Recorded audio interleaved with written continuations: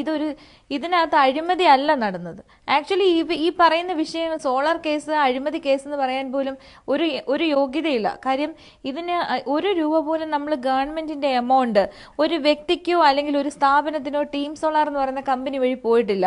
അല്ലെങ്കിൽ വേറൊരു വ്യക്തിയുടെയോ ഒരു സ്ഥാപനത്തിന്റെയോ പണം ഈ പറയുന്ന ഞങ്ങളുടെ കമ്പനിയുടെ ഇടനില വഴിയോ നമ്മുടെ കമ്പനി സ്വന്തമായിട്ടോ വേറൊരു വ്യക്തിക്കോ രാഷ്ട്രീയ നേതാക്കൾക്കോ കൊടുത്തില്ല. അതിനെയാണ് നമ്മൾ എന്തെങ്കിലും അഴിമതി എന്ന് പറയുന്നത്. ഈ പറയുന്ന യാതൊരു കാര്യങ്ങളും നമുക്ക് നഷ്ടപ്പെടാത്തൊരു സന്ദർഭത്തിൽ ഈ സോളാർ കേസ് ഇത്രയും പോപ്പുലറൈസ് ചെയ്തു വന്നത് ശരിക്കും രാഷ്ട്രീയ ഗൂഢാലോചനയാണ്. അതായത് ഇപ്പം ഭരണത്തിൽ ഇരിക്കുന്നവരെ ലാക്കാക്കിയുള്ള ഒരു ടാർഗറ്റഡ് പ്രോഗ്രാം എന്റെ കാൽക്കൽ വന്ന് വീഴും അങ്ങനെയുള്ള സിറ്റുവേഷൻസ് ഒന്നും തന്നെ ഇതിനകത്തില്ല. ഇതിനകത്തുള്ളതെന്ന് പറഞ്ഞാൽ ഒന്നോ രണ്ടോ പേർക്ക് ചില സ്ഥാനങ്ങൾ നേടാൻ വേണ്ടി മറ്റുള്ളവരെ കരിവാരി തേക്കാൻ അല്ലെങ്കിൽ അവരെ ഇല്ലാതാക്കാൻ വേണ്ടി പൊളിറ്റിക്കൽ ഒരു ലൈഫിൽ നിന്ന് അവരെ ഇറക്കി വിടാൻ വേണ്ടി ചെയ്ത ചില ഗിമ്മിക്സ്. പക്ഷേ നമ്മുടെ ഗവൺമെന്റിന്റെ ₹1 പോലും പോകാത്ത ഒരു കേസിനെ ഒരു അഴിമതി കേസായി ചിത്രീകരിച്ചുകൊണ്ട് ഇങ്ങനെ പോപ്പുലറൈസ് ചെയ്ത് ഒരാളെ തേജോവധം ചെയ്യാൻ മാത്രം എന്ത് സംഭവമാണ് സോളാർ കേസിനകത്തുള്ളത്? ഞാൻ അട്ടക്കുളങ്ങര ജയിലിലായിരുന്നപ്പോഴാണ് ഫസ്റ്റ് വന്നിട്ടുള്ളത്. അപ്പം ഈ അലിഗേഷൻസ് സ്പോട്ട് ഔട്ട് ചെയ്തത് കൈരളി TV ആയിരുന്നല്ലോ.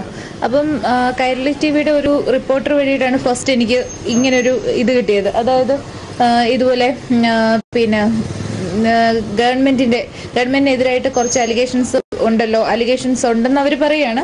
അപ്പൊ അലിഗേഷൻസ് പിന്നെ സരിത പുറത്ത് പറയുകയാണെന്നുണ്ടെങ്കിൽ 10 കോടി രൂപ തരാമെന്ന് പറഞ്ഞു. ആദ്യം 10 കോടിയിലല്ല തന്നെ, ആദ്യം 5 crore ആയിരുന്നു.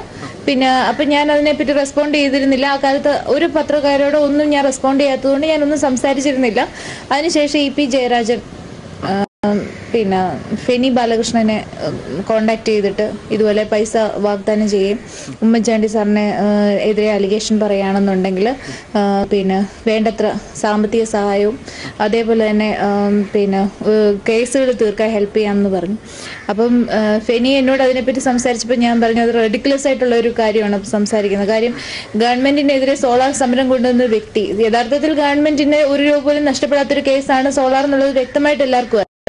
അപ്പം എന്നിട്ടും അത് ഖജനാവിൽ നിന്ന് കോടിക്കണക്കിന് രൂപ മോഷ്ടിച്ചു ഗവൺമെന്റിൽ പെട്ടവരും ഞാനും കൂടെ ചേർന്നെന്നാണ് പറയുന്ന അലിഗേഷൻ. എന്നെ കിട്ടില്ല എന്ന് പറഞ്ഞു.